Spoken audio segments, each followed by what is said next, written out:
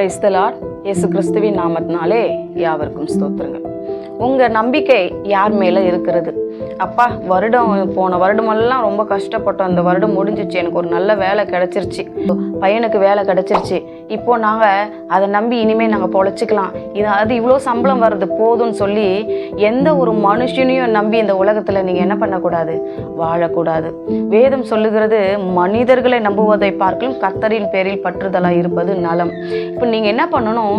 எல்லா விஷயத்திலையுமே ஆண்டவரே, நான் உங்களை நம்பி இருக்கிறேன்ப்பா, எந்த மனுஷனையும் நம்பலை, உங்களை மாத்திரம் நம்புறேன், உறுதியாக நம்புறேன், ஆரம்பத்துல இருந்து நம்புறேன், இந்த வருடம் முழுவதும் நீங்க என்னை நடத்துங்க அப்படின்னு சொல்லி ஆரம்பத்திலேயே உங்களுடைய வாழ்க்கை முழுவதுமாக அவருடைய கரத்துல ஒப்பு கொடுத்து விட்டு நீங்க என்னை நடத்துங்கப்பா, உங்க சித்தத்தின் படி நடத்துங்க, என்ன எப்படி என்னை நடத்த சித்தமா இருக்கிறீரோ அப்படி என்னை நடத்தும் என்று சொல்லி முழுவதுமாக அவர் கையில் ஒப்பு கொடுத்து விடுங்க.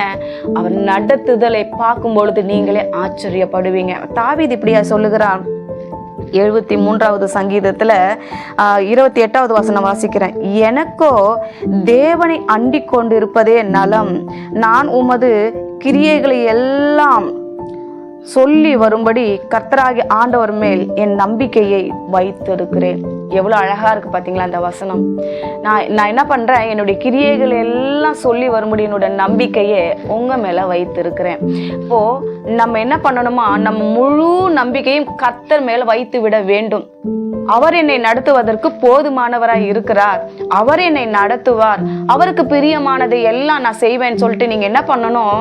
அவரை அண்டி கொண்டு ஆரம்பத்திலேயே, ஆண்டவரே நீங்க என்னை நடத்துங்க, நான் வேண்டாம், என்னை யாரும் நடத்த வேண்டாம், நீங்க என்னை நடத்துங்க, எந்த மனுஷனையும் நம்பாதீங்க. வேதம் சொல்லுகிறது, நாசில சுவாசம் உள்ள மனிதன் நம்புவதை விட்டு விடுங்கள், நம்பப்படுவதற்கு அவன் எம்மாத்திரம் இல்ல.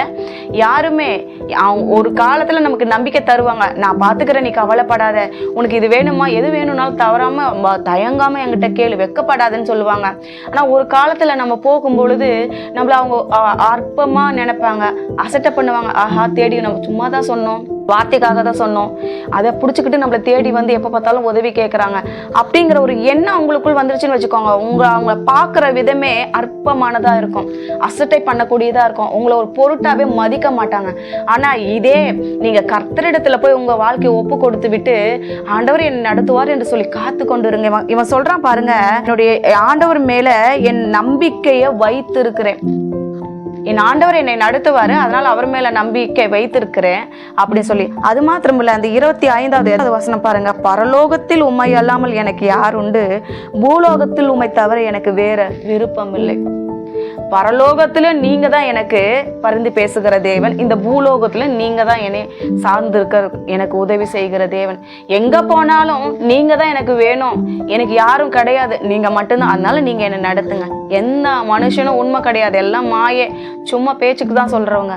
ஆகையினால நீங்க கர்த்தரையே அண்டி இருப்பீர்கள், ஆனால் கர்த்தர் உங்களை நடத்துவதற்கு போதுமானவராக இருக்கார். இந்த வருட முடிவிலே சாட்சியாகவும் நிறுத்துவார். செபிக்கலாமா?